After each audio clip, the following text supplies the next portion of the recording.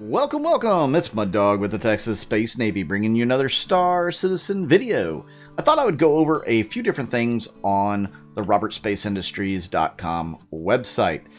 First of which, I want to go over this Galactapedia update that came out a couple of hours ago. I am really liking the way that they've done this. In the past, they've just kind of snuck Galactapedia updates in. They gave you a little thing that Sherry Iberg or another developer has been adding to it. It's usually her because she's the archivist, the library scientist. She's the one that keeps up with everything. So yeah, I like how they're doing it now. Let me take you on a little journey through what this looks like. So they've got the Galactapedia update February 2021. And I got this little icon here. That's not important. So they say the ARC TIEX system. Welcome to this month's Galactapedia update roundup. This month, we've made it through some information about Tavarin history, a deep dive into Centennial Bloom, and a fringe human political movement, among other subjects. Join the Spectrum thread for any discussion or feedback. So they have a full-length article on the Centennial Bloom. I'm not going to go over the article, but you can click on each and every one of these and it gives you a much more in-depth, or at least a little bit more in-depth review of that particular thing. So in this case, Centennial Bloom, right now it gives you a brief description here in this update, which is what I really like, that they have them all in one place and they give you an update. I think that is brilliant. Thank God that they started to do this, because looking for it yourself, or this is so much better. You can actually get it all in one place for the month, and thank you whoever decided to do it this way. It's much more organized. It's just better. So the Centennial Bloom, or the Puyi, I'm not going to pronounce that. I can't speak Xi'an. There are people out there who can, but I'm not one of them. I'm just a Texan. A flower that blooms once every 100 Xi'an years, which is about 128 human years. Xi'an live incredibly long lifespans. I mean, the Emperor's over 400 years old. He remembers when the UEE, the Messers, were pretty much knocking on the Xi'an Empire's door. So they don't have the fondest memories of humanity, because they do live a really long time. Let's move on to the shorter articles that they have posted or updated this month. The Tavarin Human First Contact, not a great moment for either party. The Tavarin Purge, not a great moment for Archivist. This, I can already tell you a little bit about the Purge.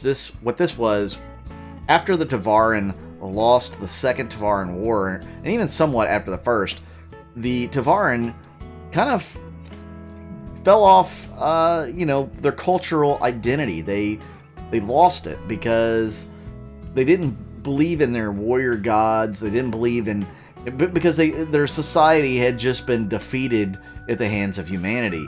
So they pretty much started destroying any remnants of their history, of their society, of their rituals, of their old ways, their old religions, and they just started purging it from their society. Very interesting. If you want to read about Tavarin history, it's pretty neat. And I hope that we get a lot of lore on the Tavarin. Let me know in the comments down below if you want me to do a lot of Tavarin history. I have done some lore articles on the Tavarin, but I could do an even more in-depth, I guess, series on Tavarin lore maybe. Tavarin Diaspora. Not a great moment for the Tavarin. Again, it's the same kind of thing with the Purge. The Tavarin just kind of, they pretty much left their homeworld behind after humanity took it over. Most of them did. They went to far off places, and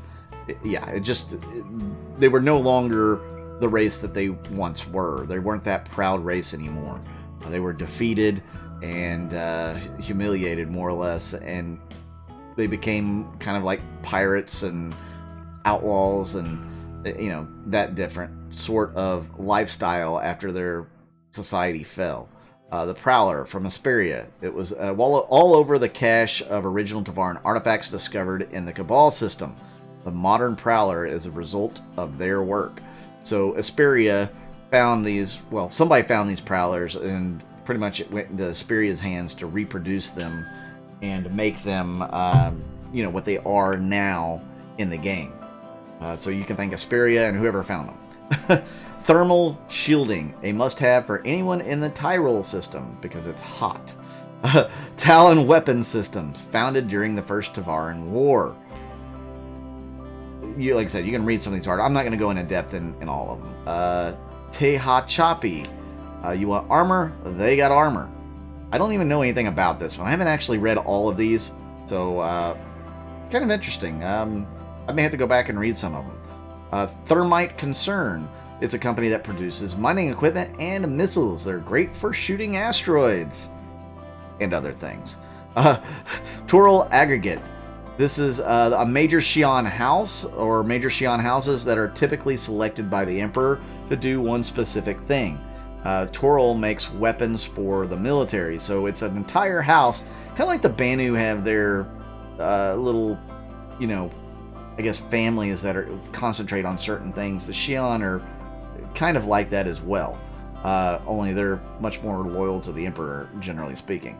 Trident attack systems, not located on Neptune. Well, thank you for that. Tradeway, got to move your goods through Tradeway if you want to sell to the Banu or the Xi'an. So that's obviously going to be an important trade route. The Outsiders, stay uncorrupted, Dr. Fael. So the Outsiders are a group of humans that they don't want to be corrupted by modern civilization and modern technology. That doesn't mean that they are completely untechnological, because they create everything themselves and they are willing to export them to other people, and they sell them, and they're high quality goods, but they don't import anything because they don't want to be corrupted by the technology of today. So it's a very interesting group, and hopefully you could get some really interesting items in game when you locate the Outsiders and go visit them. Maybe anyways, you'll be able to visit them and buy some of their trinkets and goods. That would be kind of cool. Titus. Things are tough in Titus, but at least they're not as tough as in Tram. In Tram. Times are tough in Tram. So interesting. You should read those articles as well. They're short for the most part. Ranger, everyone loves a motorcycle. So this is talking about the Tumbrel Ranger, which is the all-terrain motorcycles. We don't have them in game yet. Hopefully sometime in the near future. You know, we don't know when. I'm not sure how I'm going to like them on some of the rough and rugged planets out there. It would be nice to have some roads to ride some of those motorcycles on. Untold Tales. These are the universe's untold tales. UEE Diplomatic Corps. Ever wondered who maintains the embassies? It's them. The UEE Naval Flight Academy. Many prestigious pilots come from here. Well, no kidding. UEE Olympus. A carrier, but not a Bengal. So the Olympus is a carrier that crash landed, and the UEE did not deem it, I guess, worthy of trying to go salvage any of the carrier or anything.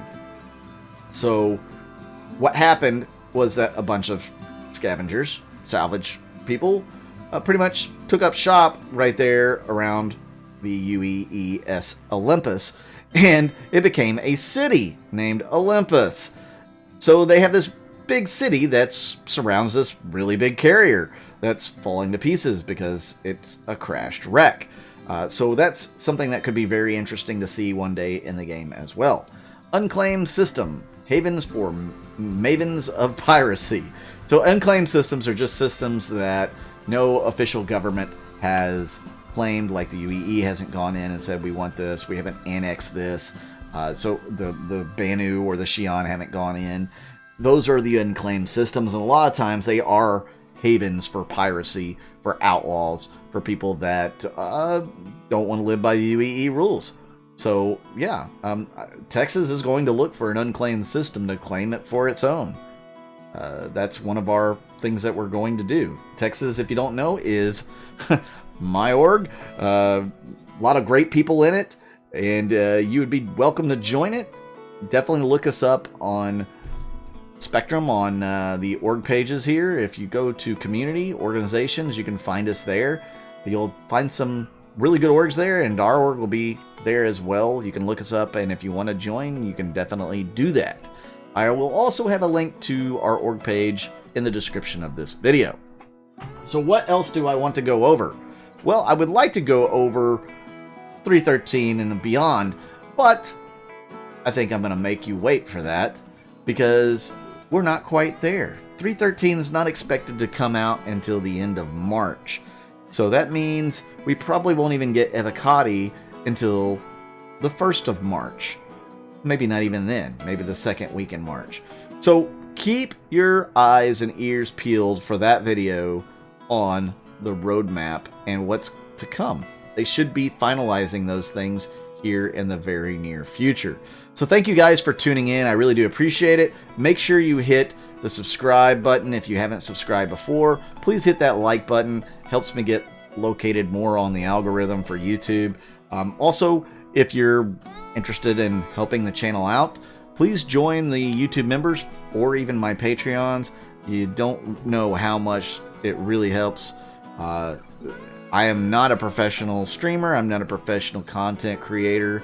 I do have a real full-time job that is, of course, underpaying and takes too much time. So I would love to become a full-time content creator at some point, but I need your guys' help to make that dream come true. Another way you can do that is to watch the ads all the way through. Click on the ads. You don't have to buy anything. That certainly helps as well, but you don't have to buy anything. It will pull in revenue for me as well.